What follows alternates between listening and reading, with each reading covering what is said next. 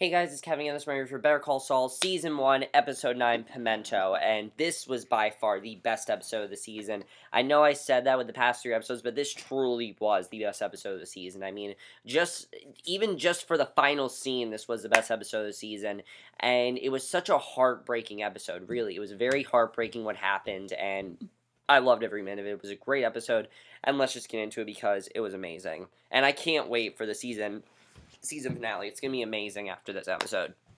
So, of course, at the end of the last episode, Chuck was finally able to walk and, to touch the, to basically go leave his house without wearing a space blanket. And, they're both very surprised about it. And him and Jimmy are sitting outside and they're on a park bench. And it's a big day for Chuck. And I really love seeing the scene because Jimmy's trying to get him to relax and enjoy the sunshine, but he keeps glancing nervously at the power lines overhead. Because, I mean, if you think about Chuck's never really been in that position in a while where he's been able to go outside. So Jimmy redirects his brother's attention to the soft grass, successfully encouraging Chuck to take off his shoes, and he's reaching his limit by just touching the grass, and Chuck tells Jimmy that he's ready to go inside and get back to work building a case against Sandpiper Crossing. He rises and walks gingerly back towards his house with Jimmy at his side. And I thought that was a great way to start the episode, just showing that this is starting to go away. I really enjoyed seeing that.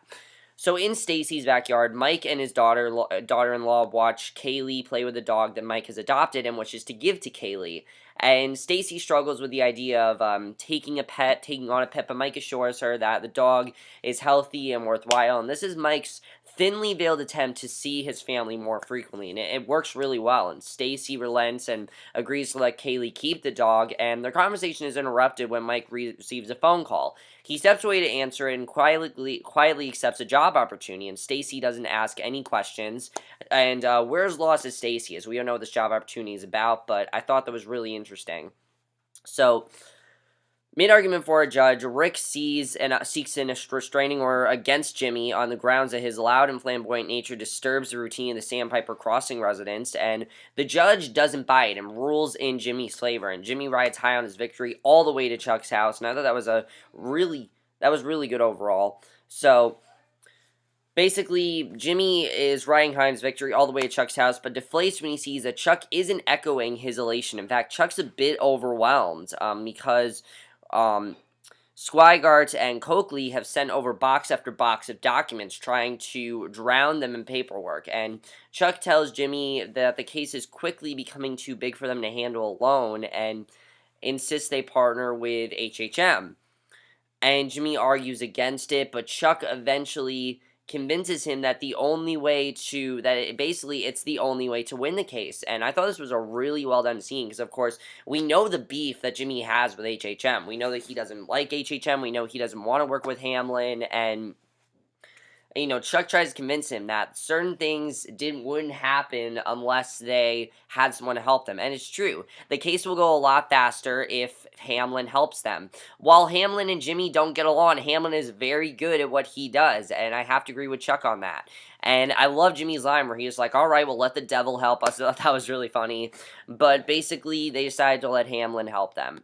So Jimmy crashes on Chuck's couch that night, exhausted from burning the midnight oil. Chuck, however, is completely wide awake. He's on a mission. He steals past his sleeping brother, retrieves a pencil and an oven mitt, and he's wrapped in his trusty space blanket. And you can see how different Chuck and Jimmy are when it comes to approaching cases. And Chuck tiptoes outside, collects Jimmy's cell phone from the mailbox. He turns it on and uses the eraser end of the pencil to dial a mysterious party. And he's just like, hello, it's me. And we don't know who it is that he called. So I thought that was really interesting. So Mike waits in a parking garage with 2 thugs, a paramilitary-looking man named Sobchak, and a giant man, Mountain.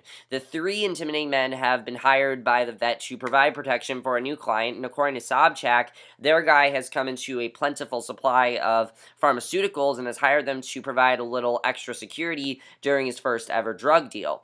So as they wait for their employer, Sobchak gives Mike a once-over. He asks the Peglement fixer to be what type of gun he's packing, and Mike casually nods to a smile, to a small brown sack sitting on the nearby curb. He packed a pimento sandwich, and Sobchak thinks Mike's kidding and presses him. But Mike stands firm. He didn't bring a gun, but Sobchak can needle him further. Their employer drives up in a wooden paneled minivan, and an unassuming man steps out and introduces himself as Price. And he explains that it's not his real name, and Sobchak warns Price that Mike is dead weight because he didn't bring a weapon. But Mike calmly responds that if he needs one, he'll take one of Sobchak's, and the thug scoffs and dares Mike to take it from him. He holds a gun tauntingly. This whole scene honestly felt like Breaking Bad. It really did. And I don't know if that was the intent, but this felt so much like Breaking Bad. I'm watching it, I'm just like, this honestly feels like Breaking Bad. So he's pretty enraged, and Sobchak lunges forward, but Mike puts him down with a single punch to the throat, proceeds to find and dispose all of Sobchak's weapons, holds a particularly ostentatious one, and offers it to the man Mountain. Terrified, the giant turns on the spot, heads for the hills, and Mike dumps Sobchak's guns into a nearby trash can, then picks up his pimento sandwich and heads for Price's minivan, and an awestruck Price agrees to pay him the full fee for 3 men, and the two drive off to the meet. So, essentially, he got the job, which I thought was awesome to see, and I definitely really enjoyed that scene. Plus, it felt like Breaking Bad, so that was cool. So Jimmy and Chuck prepare for their initial meeting in HHM, and Chuck is pretty apprehensive. He doesn't know how this is going to go. Think about it, Chuck hasn't worked with HHM in a while. It's been a while since Chuck even got out of the house. The last time he got out of the house was because of, the medical thing. So as Jimmy rubs Chuck's shoulders, his suit makes a crinkling sound, and Jimmy has added a space blanket lining to the jacket to further protect Chuck because he cares about his brother. He's very worried about him still, and he helps his brother to the car and retrieves the electronics from the mailbox, and he's pretty confused to find that his phone is dead since he usually turns it on before leaving it overnight. As we know, he made a call to someone. Chuck made a call to someone. We don't know who it is yet, though, so that I thought was really interesting. So over at HHM, Hamlin arranges for everything electric to be deactivated in preparation for Chuck's arrival. He shuts his cell phone off, tosses it into a bin as Kim powers down the last of the lights, and the HHM employees gather in the firm's Carvinist lobby and shower Chuck with applause when he enters with Jimmy, which of course they're happy to see Chuck again because Chuck used to be there and now he's back, and a cheerful Hamlin embraces Chuck and guides him upstairs, leaving Jimmy behind to balance a tall stack of files. Now, what does this remind us of? The flashback from last week. This whole scene reminded me of Jimmy working in the mailroom. You could just see how more respected Chuck is versus how Jimmy is respected. And it just is honestly very depressing. This starts the very depressing tone of the episode, which I really love seeing. So in a conference room, Jimmy and Chuck bring Hamlin and his associates up to speed on the Sandpiper Crossing case, and Hamlin guarantees Jimmy a portion of the final settlement as well as an immediate of counsel fee for the referral. And everything's going well until Jimmy implies that he'll be joining HHM as an attorney. So, clearing the room, Hamlin tries to break the news gently to Jimmy because, of course, this mirrors last week's flashback scene because he, again, has to tell Jimmy that that the partners are not interested in hiring him, and Jimmy is completely shocked and hurt, especially because Chuck just got there, and Jimmy's been working there for so long. He's lashing out at Hamlin. He's like, I will burn the whole thing to the ground before I give it to you, and he is pissed at him, and I loved that scene because just knowing that this happened to Jimmy before and it's happening again, you just feel so bad for him. You want it to go right for him, and you can tell it's not going right for him. And I love what Kim does here. She tries to build up as much courage as she can and visits Hamlin in his office, demanding to know why he refused to hire Jimmy, because he should hire Jimmy. I mean, he's very good at what he does. He is a good lawyer. However, if it came between Jimmy and Chuck, Chuck is more experienced at this thing. So Hamlin coldly reminds her that she's been talking out of turn and that this was a decision made by the partners. And she's shaken because she thought that she could do this. She thought she could tell him what to do, and especially since she was so respected by him, she is pretty upset about this. So she begins to head out, and Hamlin reconsiders and stops her. Not wanting the rest of the firm to hear what he's about to tell her, he instructs her to close the door. We don't see what they actually have to say, which I thought was really interesting. I'm interested in seeing what's actually going to happen there. So, at a desolate abandoned power plant, a nervous Price debates the best way to conduct the deal, and as Mike offers some advice, the buyer arrives. It's Tuco Salmonico's associate, Nacho. Now, I thought this was really interesting. We haven't seen Nacho in a while, and he's accompanied by 2 henchmen, and with Mike keeping a wary eye on the situation, the deal goes down with just one hiccup, and Nacho's envelope of cash is short $20, and Mike demands that Price receive payment in full or the deal's off, and Nacho's offended by the idea he might have stiffed Price on purpose and can't believe that Mike would blow up the deal over such a small amount of money. But when Mike stands his ground, Nacho begrudgingly forks over a $20 bill, and afterward, Mike tells Price that he wasn't worried about the deal because he'd done a fair amount of research before showing up for the job. He knew exactly who Nacho was, and more importantly, he knew that Nacho was doing the deal outside of his usual crew.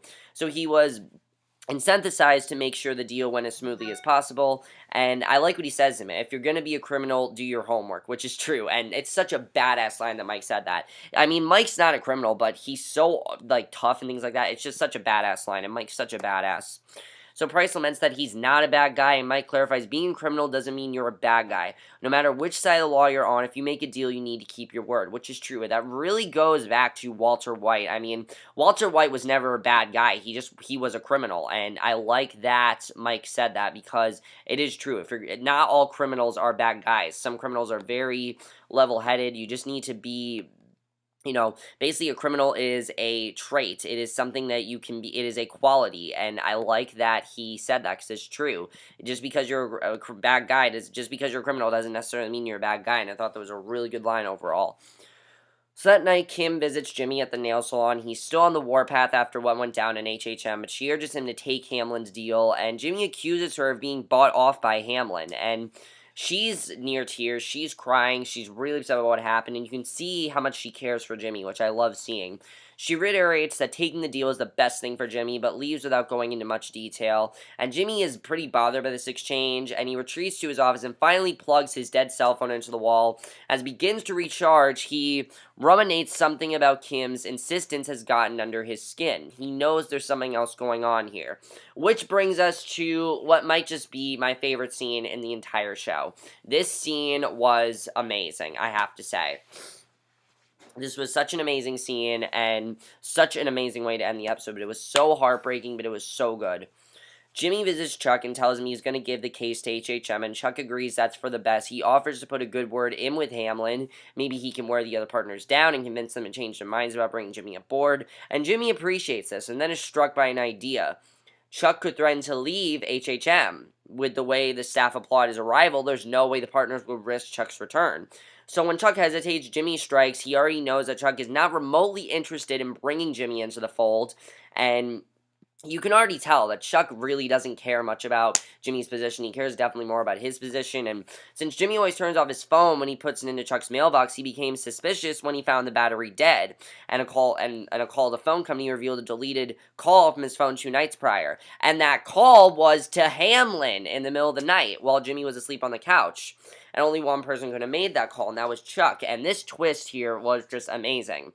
Because it definitely makes sense here. Why didn't Jimmy get the job? Because Chuck told Hamlin not to let Jimmy work on the case. And basically, Jimmy thinks that's what Chuck did, is that he told Hamlin straight out, don't let Jimmy work on this case. And he says he must have told Hamlin not to hire Jimmy after he passed the bar years ago, and Jimmy demands to know why Chuck has been working against him. And at first, Chuck is completely silent, doesn't say anything, but then he tells him what he really thinks. He tells him that he's not a real lawyer. He says, you're not a real lawyer, and that he has no idea what he's doing, that he's just some kid that graduated from a college, and he says slipping Jimmy's like a law degree, with a law degree is like a chimp with a machine gun, and that's about as insulting as he can get, and that just tells Jimmy that he's done. He tells him straight out, he's done caring for him, he's done providing for his brother. I mean, think of all the stuff Jimmy has done for him. He's been there for Chuck, he's provided for Chuck, and now Chuck's just turning against him.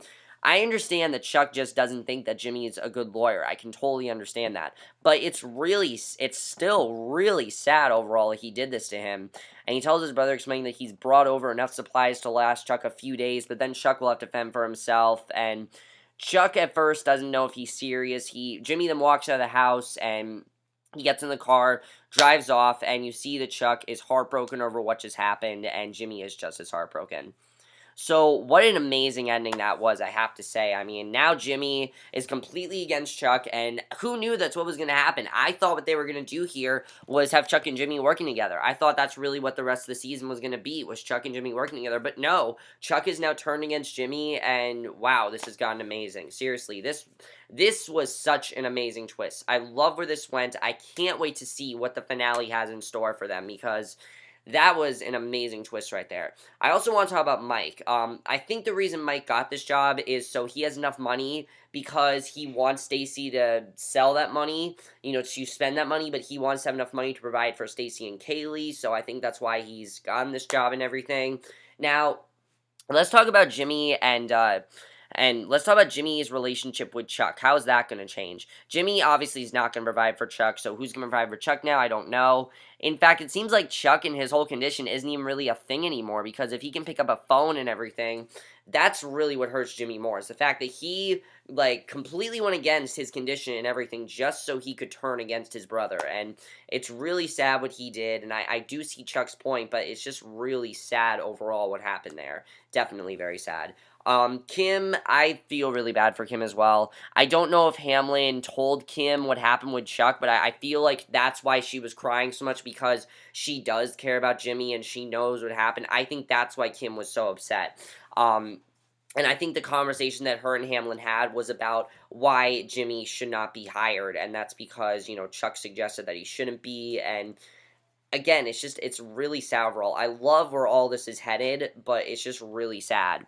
Um, and I guess that's really all I need to say. Overall, this was an amazing episode. Absolutely loved this episode. And now I pretty much think that now Jimmy doesn't really have much of a job. He's working at Sandpiper Crossing, but that's really all he's doing now. He's working at Sandpiper Crossing, and he was doing that for Chuck. So maybe he's not even going to do that anymore, because if you remember, he was only doing that so he had enough money to provide for Chuck. And now that Chuck is completely okay and he's turned against him and now he wants nothing to do with Chuck, I'm pretty sure that's going to stop as well. So I don't really know where Jimmy is headed now. Now that Jimmy's not going to work with Hamlin, he's not going to work with Sandpiper Crossing, I don't know really where Jimmy is headed, but it's going to be very interesting to see what actually happens here. I mean, Jimmy needs more deals. There need to be more opportunities for Jimmy. It can't just be you work at HHM or you don't work at all. And there are just so many parallels in this episode to that flashback, which I'm so happy we got that flashback last week that we did, because it really just showed how hard of a worker Jimmy was and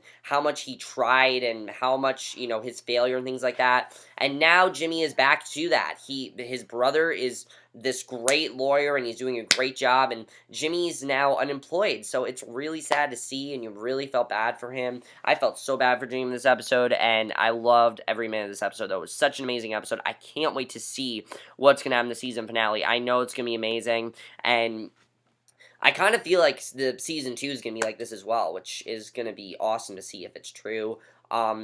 Many throwbacks to Breaking Bad as well. I don't know if they were trying to do that, but the Mike Ehrmantraut scenes in this episode with Nacho felt like Breaking Bad. It really feels like Walter White and Jesse again. It really does, and I really do love that. Even though it has nothing to do like selling crystal meth, I definitely really enjoy what they're trying to do there, and if that's what they're trying to do, I absolutely love that. I think it's amazing, and it's awesome. But that's it for my review. Hope you guys enjoyed it. Let me know what you guys saw this episode. Overall, guys, I thought this was the best episode of the season. Can't wait for the season finale, and I'll see you guys in my next video, which will be my review for The Flash. So I will see you guys for that. Okay, bye.